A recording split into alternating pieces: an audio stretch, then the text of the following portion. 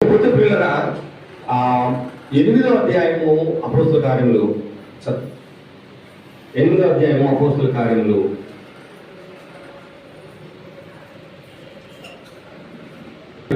అక్కడ ఒక నపుంసకుడు ఉన్నాడు. ఐటీపీడి అని ఒక నపుంసకుడు కాందాకేరాని క్రింద అతడు అధికారిగా ఉండి అతను రథం మీద నుండి యెషయా గ్రంథం చదువుతూ వెళ్తున్నప్పుడు ఫిలిప్పు గారిని పరిశుద్ధాత్ముడు కొనిపోయి ఆయనతో కలుసుకొని ఆయనకు బాప్తిసం ఇవ్వడానికి ముందుగా జరిగిన ఈ ప్రక్రియ.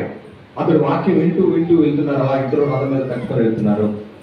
అలా వెళ్తూ ఉండగా ఆ నీళ్ళున్న చోటుకు వచ్చినప్పుడు ఆ ఐటీపీడైన నపుంసకుడు రథాన్ని ప్రకటించారు. వారు త్రోవలో వెళ్తుండగా నీళ్ళున్న చోటుకి వచ్చినప్పుడు నపుంసకుడు అంటాడు, ఇదిగో నీళ్లు, నాకు బాప్తిసం ఇచ్చుటకు ఆటంకం ఏమని అడిగి రథము నిలుపుమని ఆజ్ఞాపించాను.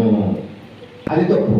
బాప్తిసం అనేది అది తప్పు. ఇకపోతే ఇంకొక సంఘం వారు ఉన్నారు. వాళ్ళు ఏం చేస్తారంటే జెండా కింద నుంచి నడిచేపోతారు.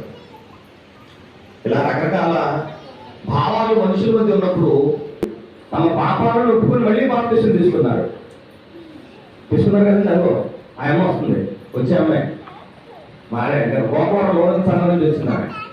ఆవిడ మళ్ళీ ఇక్కడ కృష్ణంలో మళ్ళీ బాప్తిసం తీసుకుంది. అలా 4 పిల్లలు తీసుకున్నారు. నువ్వు తీసుకున్నారు, మా నువ్వు తీసుకుంది. 4 పిల్లలు తీసుకున్నారు. మొదట తీసుకున్న బాప్తిసం తప్పు అని వాక్య ప్రకారానికి తెలిసినప్పుడు రెండో బాప్తిసం తీసుకోవడం అవుతున్నారు. ఈరోజు చాలా మంది ఆ మీమాంసలు ఉండిపోయారు. ఆ మీమాంసలో ఉన్న వాడికి ఒక సమాధానం నేను చెప్తాను చూడండి. అపోస్తల కార్యాలు 19వ అధ్యాయం. అపోస్తల కార్యాలు 19వ అధ్యాయం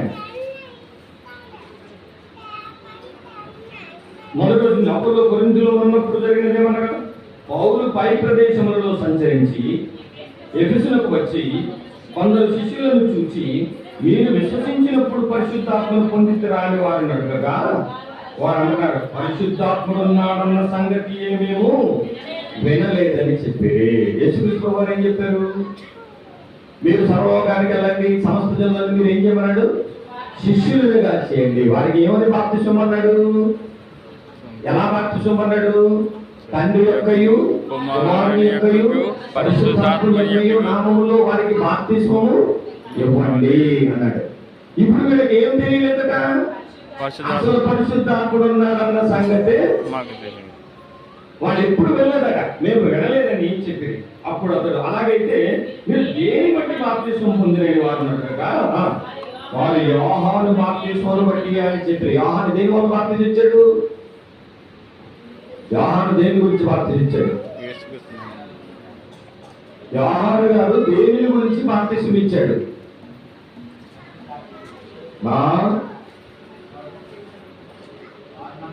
ఏ విషయం? మారు మనసు విషయమైన బాప్తిసం మాత్రమే ఇచ్చాడు. ఇదిగో ఏమంటున్నాడు? సర్ప సంతానమా, రాబోయే ఉగ్రతను తప్పించుకుంటూ మీకు బుద్ధి చెప్పిన వాడు ఎవడు?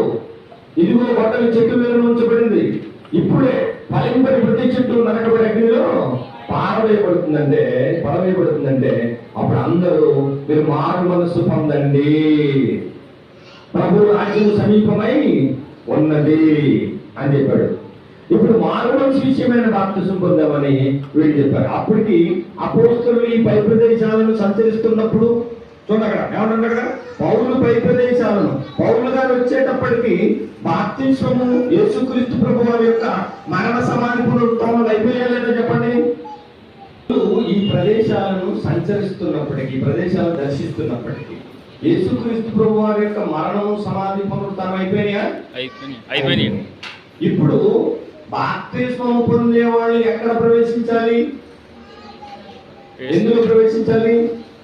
క్రీస్తు సంఘములో ప్రవేశించాలి. ఇప్పుడు వీళ్ళు యోహాను బాప్తిసం పొందారు. ఇంకా యోహాను శిష్యులు బ్రతిగా ఉన్నారు. జాగ్రత్తగానండి. యోహాను గారు అయితే చంపబడ్డారు, కానీ క్రీస్తు వారికి అంటే యోహాను శిష్యులు ఉన్నారు. వాళ్ళు ఏం చేస్తున్నారు? యేసుక్రీస్తుని నమ్మండి అని చెప్పే బాప్తిసం ఉండడం లేదు. మారు మనసు విషయమైన బాప్తిసం ఇస్తున్నారు. ఇప్పుడు పౌలు గారు ఈ కొరింథీలో ఉన్నప్పుడు ఈ పై ప్రదేశాలకు వచ్చి ఎఫెసుకు వచ్చినప్పుడు కొందరు శిష్యులను చూసి, మీరు విశ్వసించినప్పుడు పరిశుద్ధాత్మను పొందితిరా అని వారిని అడగగా, వారు పరిశుద్ధాత్ముడున్నాడన్న సంగతి ఏమేమి వినలేదని చెప్పిరి. అప్పుడు అతను, అలాగైతే మీరు దేనిని బట్టి బాప్తిస్మం పొందితారని వారిని అడగగా, యోహాను బాప్తిస్మమును బట్టి అని చెప్పి, యోహాను ఇచ్చే బాప్తిస్మం అలాంటి బాప్తిస్మం మేము కూడా పొందాము అని చెప్పారు. అందుకు పౌలు, యోహాను తన వెనక వచ్చు వాని యందు అనగా యేసునందు విశ్వాసం ఉంచవలనని ప్రజలతో చెప్పుచు మారు మనసు విషయమైన బాప్తిస్మం ఇచ్చాడు కదా అంటే ఇచ్చాడని చెప్పారు. చెప్పగానే అవునండి అన్నారు. మరి ఈయన వెనక నుండి వచ్చేవాడు ఉన్నాడే, ఎవరు? యేసుక్రీస్తు. ఆయన ఈయనకంటే గొప్పడు కదా. ఇప్పుడు యోహాను బాప్తిస్మం కాదు మీరు పొందవలసింది, యేసుక్రీస్తులను మీరు ఆయనను విశ్వసించి ఆయన నామములో మీరు ఏం చేయాలో తెలుసా? బాప్తిస్మం పొందాలని వారిని ఏం చేశారు? వారితో చెప్పాడు. వారు ఆ మాటలు విని ప్రభువైన యేసు నామముల బాప్తిస్మము పొందారు. ఇప్పుడు ఎన్ని బాప్తిస్మాలు ఏంటి చెప్పండి? రెండయ్యా. అంటే దీనిని బట్టి మనకు అర్థం అవ్వాల్సింది ఏంటంటే, మొదటి బాప్తిస్మము నువ్వు తీసుకున్నది వాక్య ప్రకారంగా కానప్పుడు, చాలా మంది మీరు మొదట చెప్పాను సంఘాలు ఏమంటారు తెలుసా? ముందు అమ్మ మీరు రక్షణ తీసుకున్నారా, రక్షణ పుచ్చుకున్నారా అని అడుగుతారు. రక్షణ పుచ్చుకోవడం ఏంటి? రక్షణ అననీయ ఏం చేశాడండి? యేసుక్రీస్తు వారికి అపొస్తలులైన పౌలు గారికి కళ్ళు పోయినప్పుడు అననీయని పంపించాడు లేదా? అప్పుడు అననీయ దగ్గరికి వచ్చి అననీయ పౌలుతో ఏమని చెప్తున్నాడో తెలుసా? నువ్వు లేచి, తడబుచ్చేటి ఎందుకు నువ్వు లేచి నువ్వు బాప్తిస్మం పొంది నీ పాపములు కడిగి వేసుకొనుము అన్నాడు. అనలేదు చెప్పండి. బాప్తిస్మం పొంది ఏం కడగబడతాయి? పాపాలు కడగబడదు. మరి రక్షణ ఎలా వస్తుంది? అప్పుడు బాప్తిస్మం పొందిన తర్వాతే రక్షణ వస్తుంది. చాలా సంఘాలు ఈరోజు రక్షణ వచ్చిన తర్వాత బాప్తిస్మం తీసుకుంటారు. తప్పు కదా? వాక్యాన్ని ఎలా మెలి పెడుతున్నారో చూడండి. వాక్యం అర్థం కావడం లేదు కాబట్టి వీళ్ళకి అర్థమైంది. వాక్యం అర్థమైంది కాబట్టి వాళ్ళు ఏం చేశారు? మళ్ళీ యేసుక్రీస్తు ప్రభువారు మరి ఏం చెప్పారు? మరి సువార్తలు ఏం చెప్పారు? మీరు తండ్రి యొక్క కుమారుని యొక్క పరిశుద్ధాత్మ యొక్క నామములోని వారికి బాప్తిస్మం ఇవ్వండి. అప్పుడు వీళ్ళు ఏం చేస్తున్నారు అన్నమాట? ఇక్కడ శిష్యులు వాళ్ళు యేసుక్రీస్తు నామంలో బాప్తిస్మం పొందారు. యేసుక్రీస్తు నామములో బాప్తిస్మం పొందారంటే ఇప్పుడు పరిశుద్ధాత్మ గురించి అక్కడ చెప్పారు. పరిశుద్ధాత్మ ఉన్నాడన్న సంగతి వాళ్ళకి తెలిసింది. తర్వాత తండ్రి కూడా ఉన్నారని వాళ్ళకు తెలిసింది. కానీ యేసుక్రీస్తున్న రక్షకునిగా మాత్రం ఆనాడున్న జనసమూహం అంగీకరించలేదు. కాబట్టి నొక్కి మొక్కానించి యేసుక్రీస్తు నామంలోనికి మీరు బాప్తిస్మం పొందండి అన్నారు. కాబట్టి ఇప్పుడు ఇంకొక శాఖ తయారైందండి. ఆ శాఖ ఏదో తెలుసా మీకు? యేసునామ సంఘము. ఏంటంటే యేసునామ సంఘము, యేసునామ సంఘమా, అపోస్తలుల సంఘము. ఇలా సంఘాలు తయారయ్యి బోధను కలుషితం చేసి క్రీస్తుకు దూరాన్ని చేశారు ఈ సంఘాన్ని. కాబట్టి ప్రియమైన సహోదరుగా నీకు ఒక విషయం, ఈ బాప్తిస్మం అనేది చాలా మీ జీవితంలో చాలా కీలకమైనది.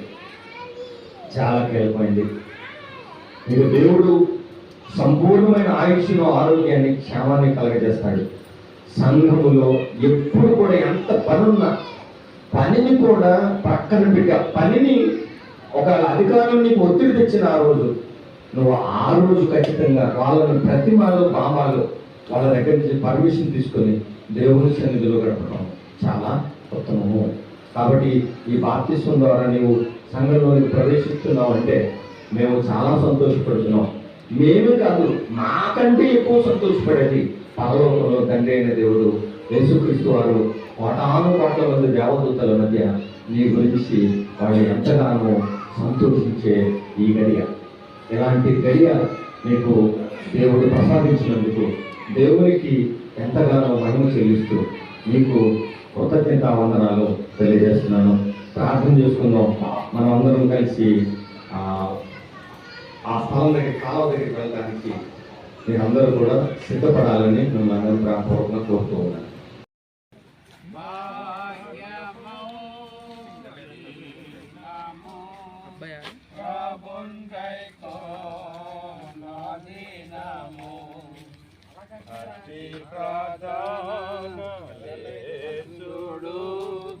ప్రఖ్యాతి నాకు నేర్పిన భాగ్యము.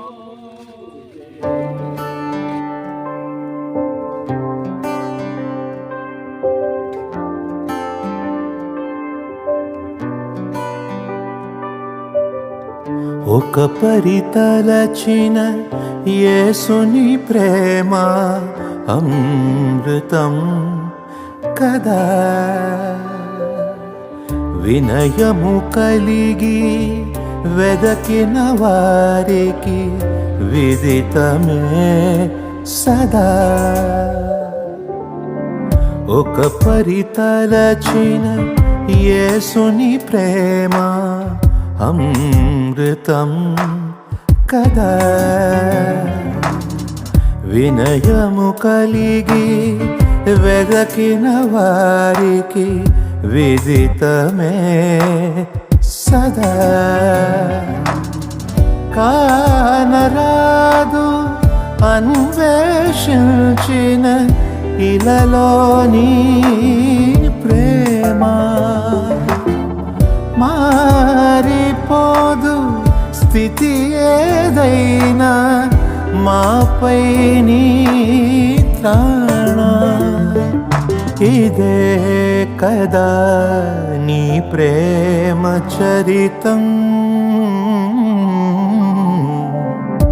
ఒక పరితలచిన యేసుని ప్రేమ అమృతం కదా,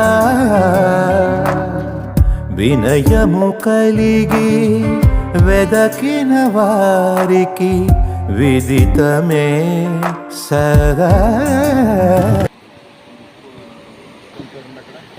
వాక్యముని వ్యక్తము మీ నోట నుండి హృదయంలో ఉన్నది, అది మేము ప్రకటించి విశ్వాస వాక్యము. అదేమనగా అంటే విశ్వాస వాక్యాన్ని నువ్వు అంగీకరించాలి. మొట్టమొదటి విశ్వాస వాక్యంలో ప్రాథమికమైనది ఏంటంటే యేసు ప్రభు అని నోటితో ఒప్పుకొని దేవుడు మృతుల్లోని ఆయన లేఖనని హృదయంలో విశ్వసించడం వల్ల నీవు రక్షించాలి. ఏమనగా నీకు కలిగినట్టు మనుషుడు హృదయంలో విశ్వసించలో రక్షణ కలిగినట్టు నోటితో ఒప్పుకున్నాడు. ఏమనగా ఆయన నుండి విశ్వాసించి వాడు అనుసరించబడని లేఖనని ముఖ్యంగా మీకు ఈరోజు బాప్తిసం అవడానికి దైవజనులు ఇరువురు కూడా సిద్ధంగా ఉన్నారు. ఇప్పుడు దేవుడి చెప్పిన ప్రతి మాటను నువ్వు ఒప్పుకొని తీరాలి.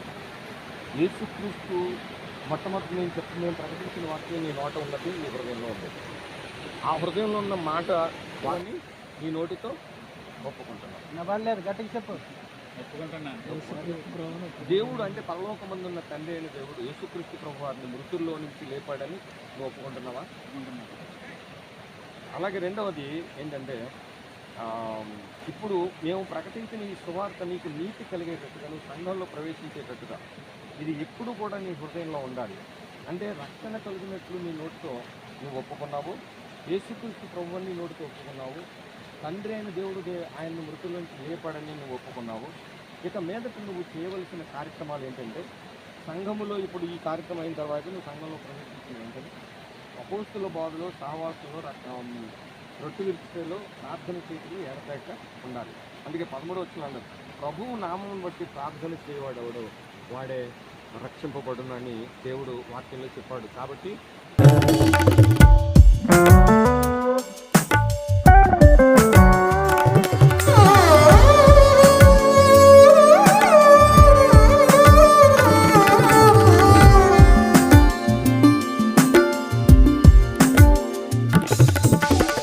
గమ గమ గమ గమ గమ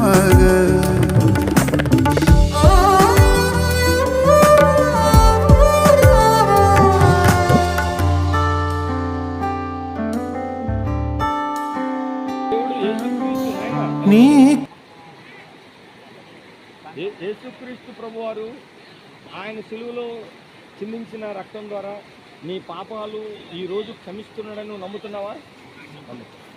యేసు ప్రభు అని నీ నోటితో ఒప్పుకుంటున్నావా? ఆయనను తండ్రి అయిన దేవుడు మృతుల్లో నుంచి లేపాడని ఒప్పుకుంటున్నావా? ఒప్పుకుంటున్నావు. ఇక్కడ నీకు ఒక విషయం చెప్తున్నాము. యేసుక్రీస్తు ప్రభు వారి యొక్క మరణము అంటే నువ్వు నీటిలోకి నీ పాపాలను విడిచిపెట్టి మరలా ఆయన పునరుత్థానమందు నువ్వు కూడా నూతన జన్మను పొంది మహిమలోకి వెళ్తున్నావు. ఇప్పుడు మహిమలో ఉంటున్నావు. ఇక మీదట నువ్వు ఆ మహిమను విడిచిపెట్టకూడదు. అలా విడిచిపెట్టకుండా ఉండటానికి దేవుడు వీరికి ఇచ్చిన అధికారం చొప్పున ఈరోజు నీకు బాప్తిసం ఇవ్వడానికి సిద్ధపడుతున్నారు. యేసుక్రీస్తు వారు బోధించిన ప్రకారం తండ్రి యొక్కయు కుమారుని యొక్కయు పరిశుద్ధాత్మ యొక్కయు నామములోనికి నీకు బాప్తిసం ఇవ్వడానికి దేవుడిచ్చిన అధికారం చొప్పున ఈరోజు నీకు బాప్తిసం ఇస్తున్నాం. కరుణంబుల వరములలోన నడిపే దేవుడనీవు నీ చరితంబుల ఉపకారములే భువిలో భాగ్యమునాకు విరిగిన మనసే నీ ప్రియమై మరువని మమత నీ కరుణై నిన్నే సేవింతును ఒక పరితలచిన యేసుని ప్రేమ అమృతం కదా వినయము కలిగి వెదకిన వారికి విదితమే సదా కానరాదు అన్వేషించిన ఇలలోని ప్రేమ మారిపోదు స్థితి ఏదైనా మాపై నీ త్రాణ ఇదే కదా నీ ప్రేమ చరితం.